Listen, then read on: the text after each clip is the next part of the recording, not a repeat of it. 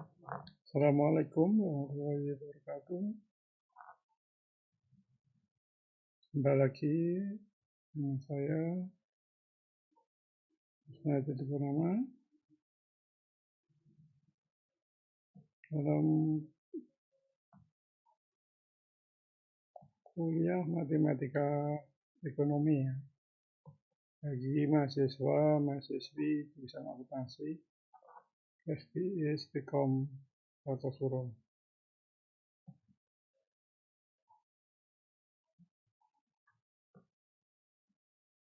Hari ini kita akan membahas tentang penerapan fungsi linear dalam ekonomi dan bisnis. Sebelum kita mulai, silakan rekan-rekan mahasiswa untuk absensi ya di siakat maupun nanti menulis komen di kolom komen YouTube ya. Dan juga subscribe ya.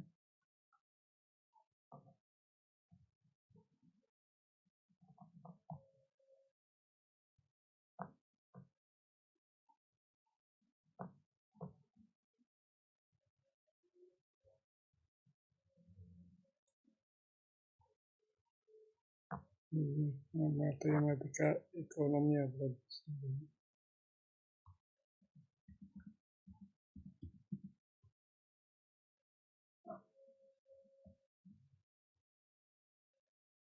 Pada pertemuan kemarin kita sudah membahas tentang fungsi linear ya. Sekarang kita akan membahas tentang penerapan fungsi linear dalam ekonomi dan bisnis.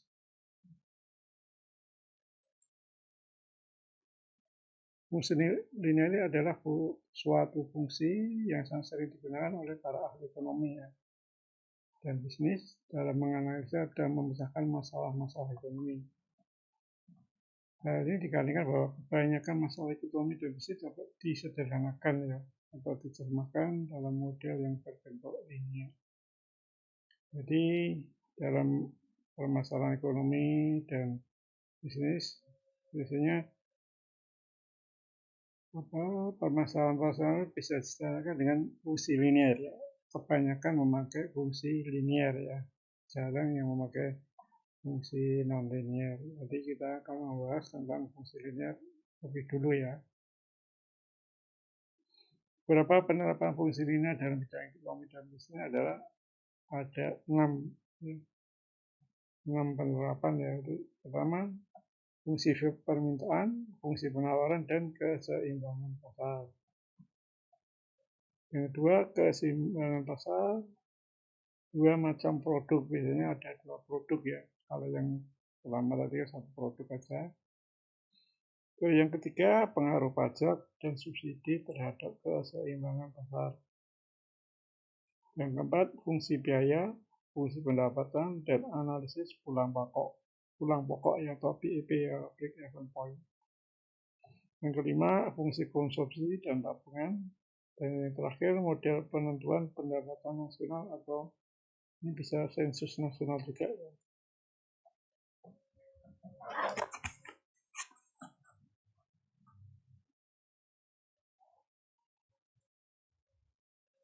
Kita awali dengan membahas tentang fungsi permintaan, fungsi penawaran, dan keseimbangan pasar. Sekarang untuk fungsi permintaan ya. Fungsi permintaan menunjukkan hubungan antara jumlah produk yang diminta oleh konsumen dengan harga produk. Jadi dalam fungsi permintaan itu hubungannya antara jumlah produk dan harga produk ya. Dalam teori ekonomi, dijelaskan bahwa jika harga naik, maka jumlah barang yang diminta akan turun. Jadi dalam fungsi permintaan itu bila harga naik, maka permintaan akan turun. Juga sebaliknya, bila jika harga turun, maka jumlah barang yang diminta akan naik. Jadi ya bentuk gambarnya nanti bisa turun ya, dari tinggi itu bentuknya menurun biasanya. Hingga grafik fungsi permintaan mempunyai slope negatif ya. Jadi fungsi permintaan slope-nya atau namanya gradiennya ya biasanya negatif ya. Jadi notasi fungsi permintaan akan barang ini adalah contohnya ini. Qx sama dengan fungsi Px. Jadi Qx itu sama dengan A minus B Px. Jadi ini slope-nya ini ya. Ini slope atau gradien itu negatif ya kalau fungsi permintaan. Karena cenderung umpamanya dari harga 0 kan paling tinggi nanti terus turun sampai harga termahal nanti tidak ada yang beli. Jadi untuk bentuk fungsi linearnya fungsi permintaan adalah Qx sama dengan A minus B Px ya, bukan Qx ya, ini Qy ya.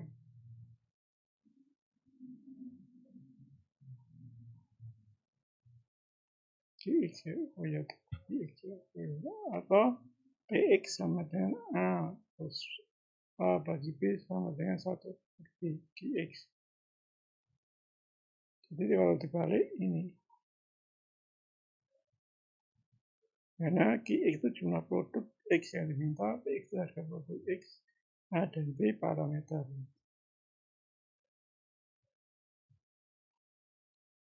Ini ya gambarnya ya untuk kurva permintaan tuh.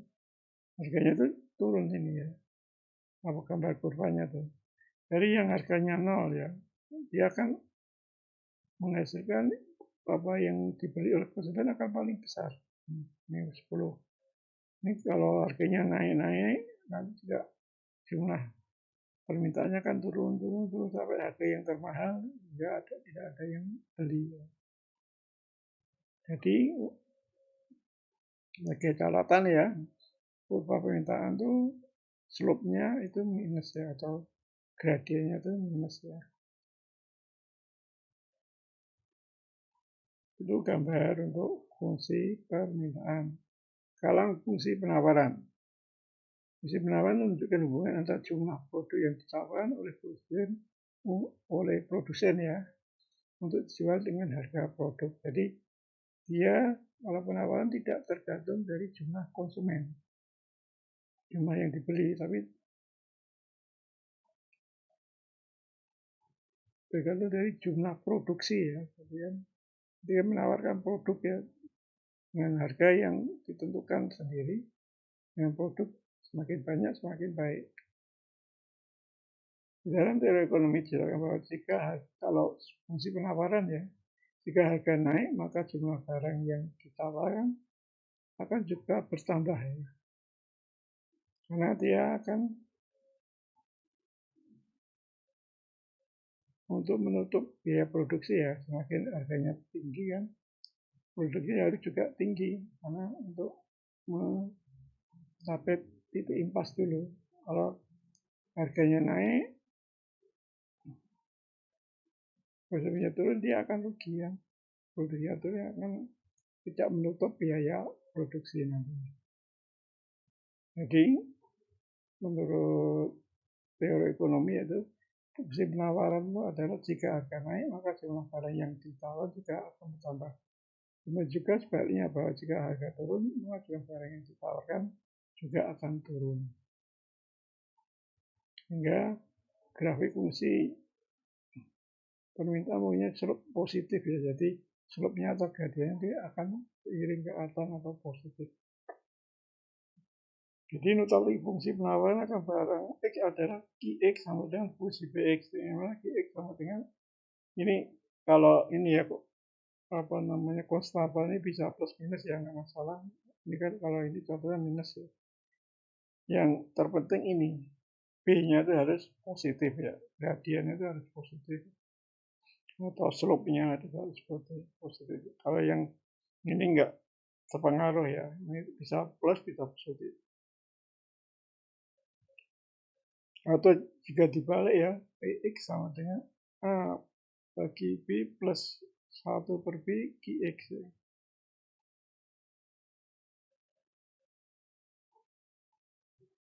Contoh fungsi penawarannya seperti ini. P sama dengan 3 plus 0,5 G. Atau nanti min 3 plus 0,5. Yang penting ini, patokannya itu yang gradiennya itu harus positif. Ya. Jadi ini gambar kurvanya ya. Tadi harga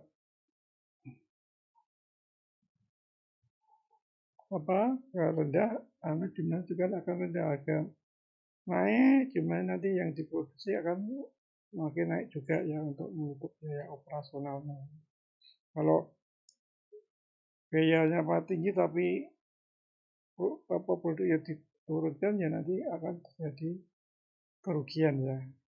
Hingga titik impasnya mungkin akan ditunggu beberapa lama lagi.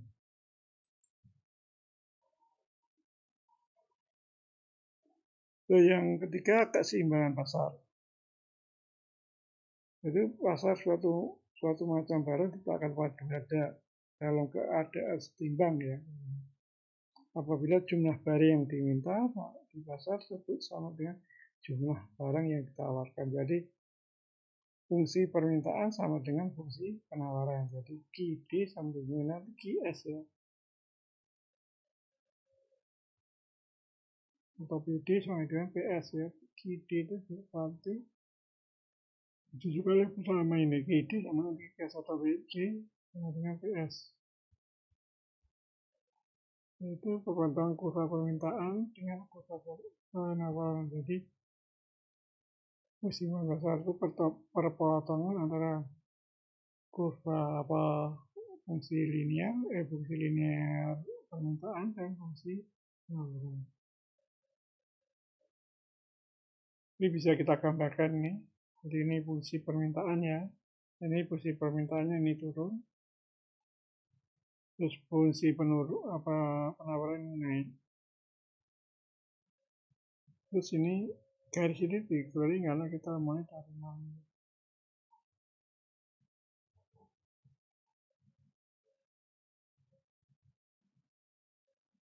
Lanjutkan contohnya ya akan jelas. Oke, contoh bila ketahui fungsi permintaan barang adalah P sama dengan 6 minus 2G. Dan fungsi penawaran barang P sama dengan 4 plus 3G. Inilah keseimbangan pasarnya.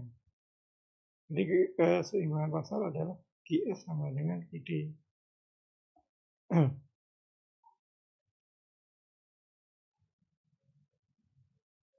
Jadi GS-nya berarti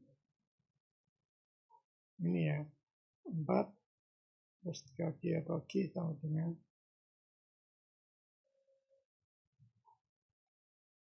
jadi GD-nya ini P sama dengan 6 minus 2G. Jadi kita rubah putar ya. GD-nya sama dengan 2G 6 minus P. Atau mana 2 kita bagi 2, 3. Jadi hasilnya 3 minus 0,5 P. Itu GD-nya. Kalau GS-nya tinggal dibalik aja. GS-nya ini sama dengan minus 4 per 3 plus sepertiga P. Jadi GS sama dengan GD ini ditulis.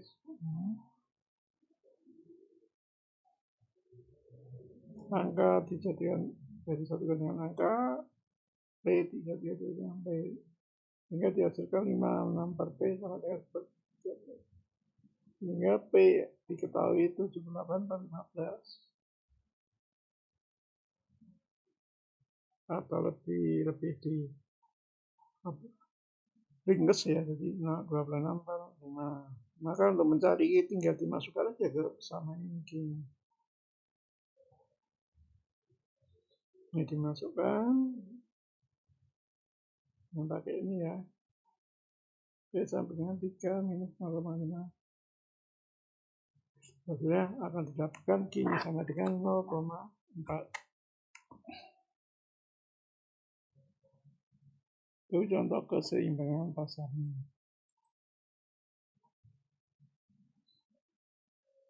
Itu tadi untuk satu barang ya. Sekarang kita membahas tentang keseimbangan pasar dua macam produk. Di pasar kadang permintaan suatu barang dipengaruhi oleh permintaan barang lainnya ya. Suatu barang dipengaruhi permintaan barang. Ini bisa terjadi pada dua macam produk atau lebih yang berhubungan secara substitusi. Jadi dua barang itu saling melengkapi ya.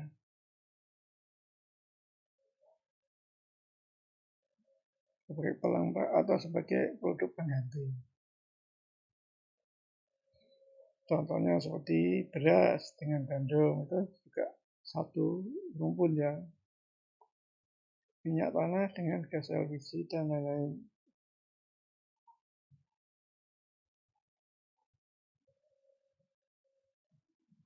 Dalam pembahasan ini dibatasi terakhir dua macam produk saja ya. Kita membatasi cuma dua produk saja. Kalau tiga produk nanti juga agak panjang untuk perhitungannya. Dari secara matematis fungsi permintaan yang sebenarnya produk yang berinteraksi membuat dua variabel. Jadi dua variabel yang mengaruhi jumlah yang diminta dan jumlah yang ditawarkan oleh satu harga produk itu sendiri dan dua harga produk lain yang saling berhubungan. Jadi untuk dua barang itu ya. Contohnya ini nota rumusnya dulu ya. Jadi umpamanya fungsi QDY dua barang ya. Barang Q demand-nya QDX itu untuk barang X itu maksudnya ada ini A0 minus ini A1 PX. Jadi yang karena X ya berarti yang slope-nya yang minus yang ini ya. Yang di PX-nya. Kalau PY plus atau bisa plus minus minus ya. So, yang Q DY barang kedua namanya B0 plus B1 PX minus B2 PY. Jadi untuk di minusnya di ada yang di PY ya. Sedangkan fungsi penawarannya sama. Jadi QSX sama dengan SMO sama dengan M1 plus ya ini ya. Ini bisa plus dan minus, ini bisa plus dan minus, QSG sama. Ini yang plus ya. Untuk lebih jelasnya kita contohnya. Ini tadi keterangannya QD itu cuma yang diminta dari E, QDY cuma yang diminta dari produk Y. Y cuma yang diminta dari produk X, Y cuma yang dari produk Y. Harga.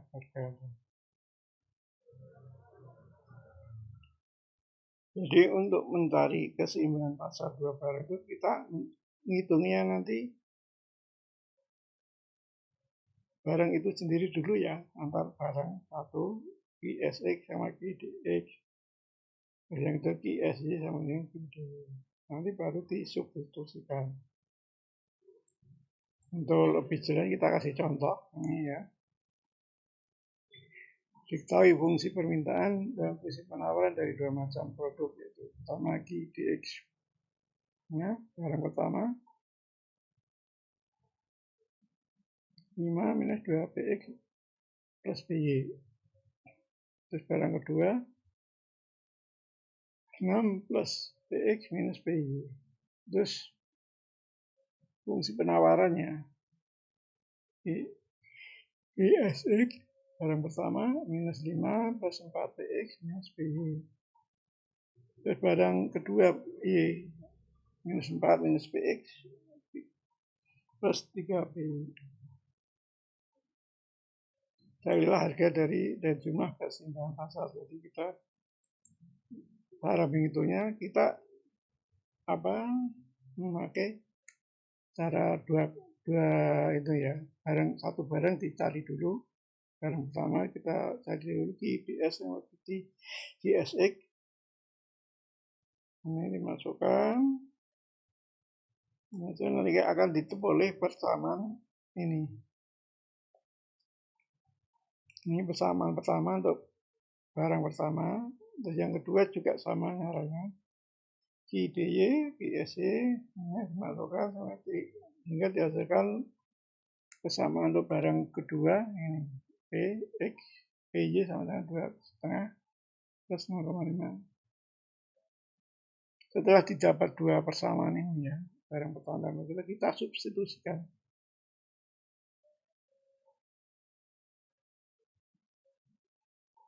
Jadi kita umpamanya yang dikurangi ya PY-nya ya, berarti kan 0 sama dengan.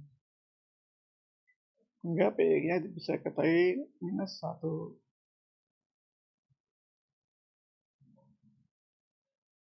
Kalau PY sudah diketahui, kita tinggal mencari PY, QY, dan Y dengan memasukkan ke persamaan. Jadi PY 5 per 3. Karena PY-nya sudah ketahui ya, PX-nya ketahui ya dari mana ini. Hasilnya PY, Y-nya sama 2, QX-nya tinggal dimasukkan ke rumus. Terus QY-nya juga sama.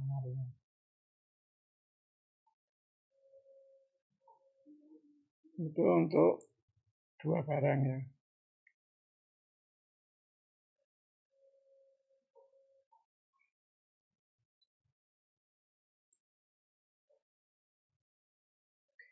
Selanjutnya tentang pengaruh pajak dan subsidi pada keseimbangan pasar.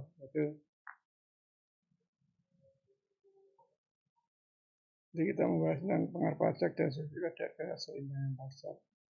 Kita bahas pajak dulu.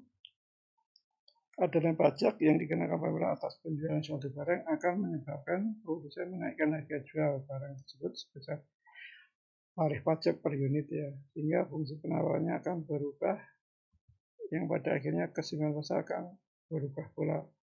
Jadi fungsi penawaran setelah pajak menjadi PS ya, P kan harga fungsi PFQ plus T. Jadi untuk penambahan pajak itu ditambahkan di fungsi penawarannya, bukan fungsi permintaannya ya. Jadi ditambahkan di fungsi penawarannya.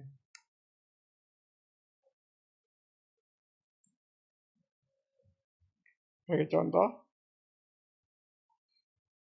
fungsi permintaan suatu produk dijaga oleh P ini. Terus bagaimana P sama dengan terus pemerintah mengenakan pajak sebesar Rp3 per unit ya. Berapa jumlah keseimbangan pasar sebelum pajak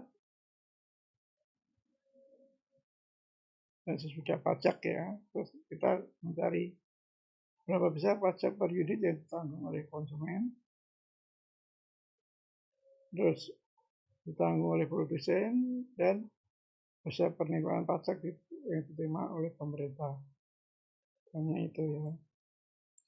Kita bahas, ini bisa kita masukkan.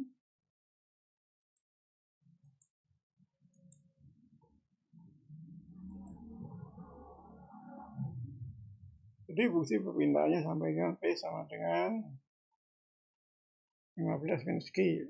Terus bagi penawarannya P sama dengan 0,5 Q plus 3. Kita mencari keseimbangan pasar sebelum pajak. Jadi kalau mau sebelum pajak berarti sama seperti yang tadi ya, perhitungannya ya.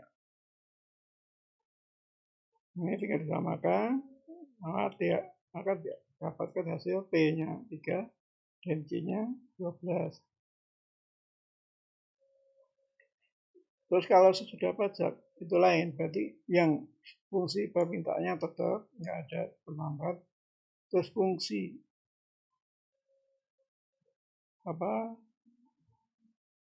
penawarannya ditambah 3, 0,5 Q plus 3 ditambah 3, jadi hasilnya 0,5 Q plus 3. Jadi PS-nya sama dengan 2P minus 12. Baru dikesetimbangkan. Jadi QD ini disamakan dengan QS. Ini bisa dimaksud tinggal dihasilkan P-nya 1 dan Q-nya 14.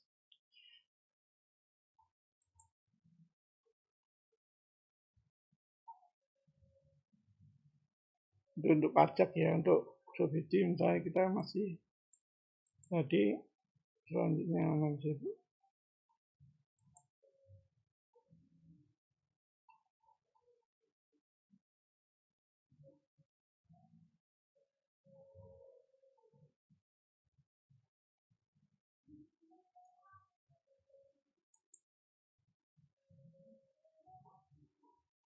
Jadi kita mencari berapa besar pajak per unit yang ditanggung oleh konsumen. Nanti bisa dihitung ya. Nanti silakan nanti dihitung pakai rumus.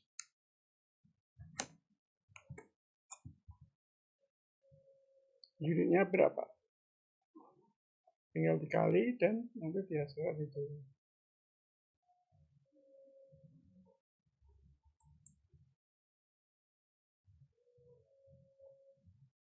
Ini sudah diketahui. Terus kita selintas saja ya. Kita bacakan teorinya dulu, nanti kita bahas selanjutnya minggu depan. Untuk subsidi sama seperti tadi ya, pajak cuma dia dikurangkan ya di fungsi penawaran juga. Jadi PS dikurangi subsidi.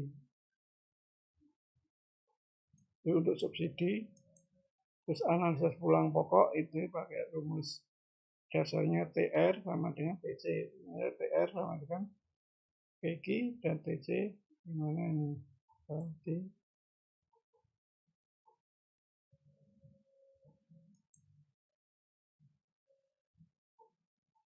fungsi konsumsi dan tabungan.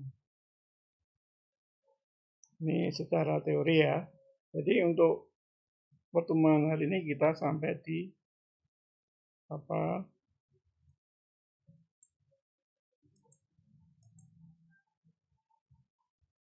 penerapan pajak pada keseimbangan pasar. Untuk minggu depan kita akan membahas tentang subsidi dan selanjutnya yang tadi. Demikian untuk kuliah hari ini untuk matematika ekonomi bagi mahasiswa-mahasiswi jurusan akuntansi STI Stekom Kartosuro, kelas full online ya. Bila ada pertanyaan nanti silakan ditulis di kolom komen atau di WA saya.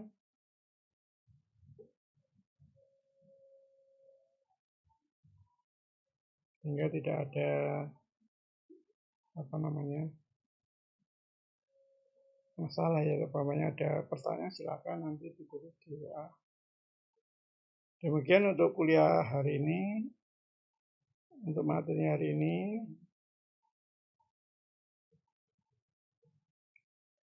Untuk minggu depan kita akan membahas tentang subsidi, masalah pulang pokok dan sampai tadi pajak dan sebagainya. Tadi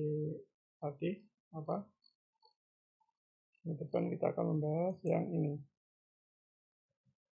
pengaruh subsidi, masalah fungsi biaya, fungsi pendapatan, analisis pulang pokok, fungsi konsumsi dan tabungan, dan model penentuan pendapatan nasional. Jadi kalau untuk ini ya keseimbangan pasar ya, untuk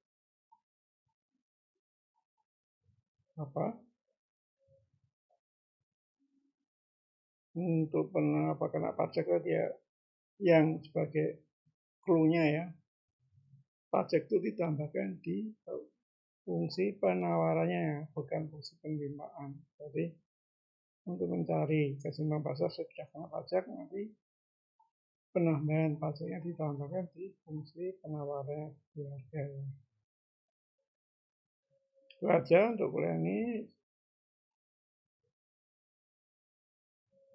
Kita tutup kuliah hari ini dengan juga alhamdulillah, kurang lebihnya mohon maaf. Wassalamualaikum warahmatullahi wabarakatuh.